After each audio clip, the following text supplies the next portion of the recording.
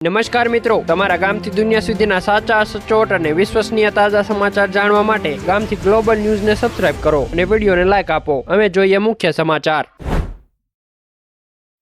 ભાવનગરના અણોલ ગામે દેશભરના યુવાનોને એક નવો રાહ ચીંધ્યો।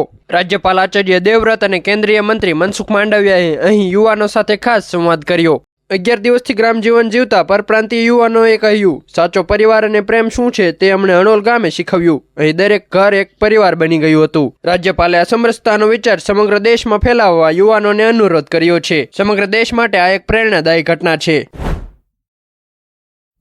હવે ખેડૂતો માટે જોઈએ ખૂબ જ કામના સમાચાર। શું પીએમ કિસાનનો 22મો હપ્તો બજેટ પહેલા આવશે? ખેડૂતોમાં આ સૌથી મોટો પ્રશ્ન છે। ગણતરી મુજબ ફેબ્રુઆરીમાં 4 મહિના પૂરા થાય છે, એટલે હપ્તો બજેટ રજૂ થયા બાદ જ આવવાની શક્યતા છે। પણ સાવધાન, જો તમારું ઈ-કેવાયસી અને જમીન વેરિફિકેશન બાકી છે તો 2000 રૂપિયા નહીં મળે। સરકારી યાદીમાં તમારું નામ છે કે નહીં તે આજે ચેક કરી લો।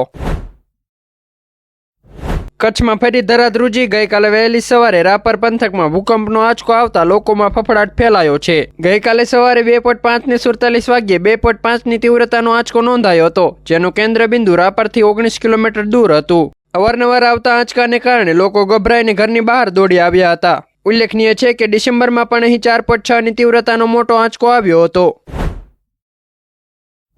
સરકારી અધિકારી બનવાનું સપનું જોતા ઉમેદવારો માટે એક મહત્વની અપડેટ। જીપીએસસીએ માહિતી ખાતાની ભરતી માટે ઓનલાઈન અરજી કરવાની વેબસાઇટ ફરીથી ખોલી છે।